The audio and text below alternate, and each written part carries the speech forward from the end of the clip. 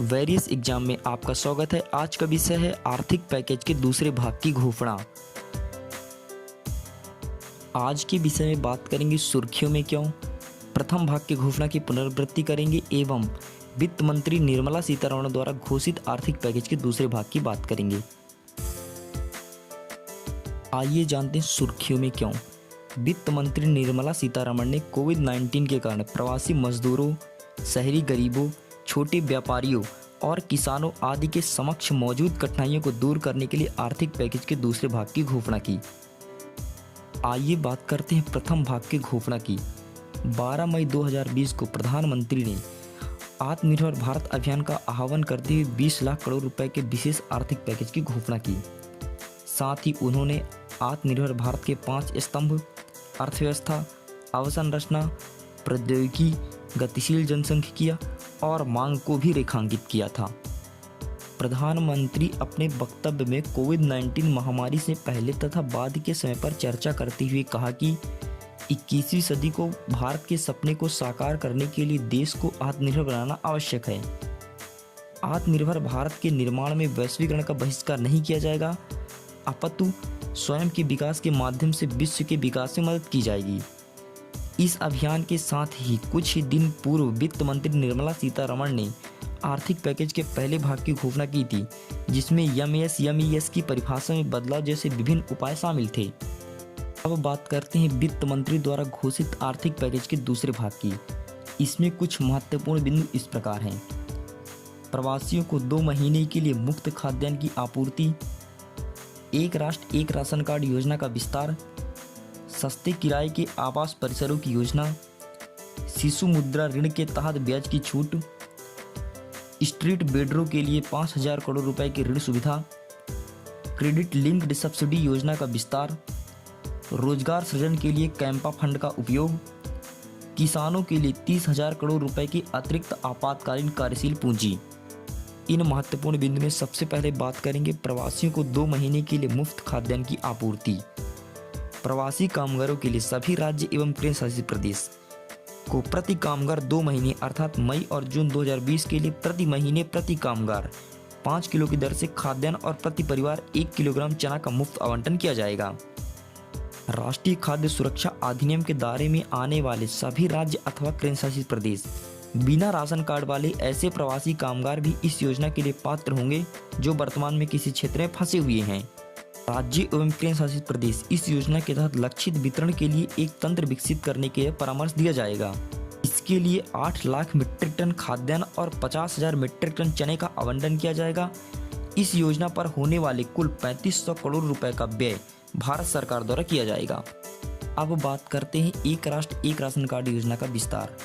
Ration कार्डों की portability की पायलट योजना एक राष्ट्र एक राशन कार्ड योजना का 23 राज्यों तक विस्तार किया जाएगा। इसके माध्यम से अगस्त 2020 तक राशन कार्डों को राष्ट्रीय स्तर पर पोर्टेबिलिटी के द्वारा लगभग 67 करोड़ लाभार्थी यानी पीडीएस के तहत आने वाले 83% आबादी को इसके दायरे में लाया जाएगा। 100% राष्ट्रीय पोर्टेबिलिटी के लक्ष्य को मार्च 2021 तक प्राप्त कर लिया जाएगा। इस योजना से एक प्रवासी कामगार और उनके परिवार के सदस्य देश के किसी भी फेयर प्राइस शॉप से पीडीएस का लाभ प्राप्त करने में सक्षम हो जाएंगे। इससे स्थान परिवर्तन करने वाले प्रवासी कामगारों के किसी भी हिस्से में पीडीएस लाभ लेने में सक्षम हो जाएंगे। बात करते हैं एक महत्वपूर्ण बिंदु सस्ते किराए के आवास परिसरों की योजना के बारे में। केंद्र सरकार प्रवासी श्रमिकों और शहरी गरीबों के लिए सस्ते किराए पर रहने की सुविधा प्रदान करने के लिए एक योजना शुरू करेगी। सस्ते किराए की ये आवासीय परिसर प्रवासी श्रमिकों, शहरी गरीबों और छात्रों आदि को सामाजिक सुरक्षा और गुणवत्तापूर्ण जीवन प्रदान करेगा। वित्त मंत्री के अनुसार यह कार्य शहरों में सरकारी वित्त पोषित मकान को रियायत माध्यम से सार्वजनिक निजी भागीदारी PPP मॉडल के तहत सस्ते किराए के आवासीय परिसर के रूप में परिवर्तित करके किया जाएगा।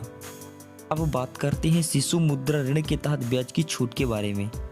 भारत सरकार 50,000 रुपये से कम शिशु मुद्रा ऋण लेने वाले तथा शीघ्र भुगतान करने वाले लोगों को 12 महीने की अवधि के लिए 2% की ब्याज की छूट प्रदान करेगी। शिशु मुद्रा ऋण लेने वाले लोगों को इस शोषण के तहत लगभग 1500 करोड़ रुपए की राहत मिलेगी। अब बात करते हैं स्ट्रीट वेंडरों के लिए 5,000 करोड़ रुपए की ऋण सुविधा के बारे में। स्ट्रीट वेंडरों पर मौजूदा स्थिति का सर्वाधिक प्रतिकूल प्रभाव पड़ रहा है। उनको ऋण तक आसान पहुंच की सुविधा प्रदान करने के लिए 1 महीने के भीतर एक विशेष योजना की शुरू की जाएगी, ताकि उन्हें अपने व्यवसाय को फिर से शुरू करने में सक्षम बनाया जा सके। इस योजना के तहत प्रत्येक उद्यम के लिए 10,000 रुपये की प्रारंभिक कार्यशील पूंजी की बैंक ऋण सुविधा दी जाएगी।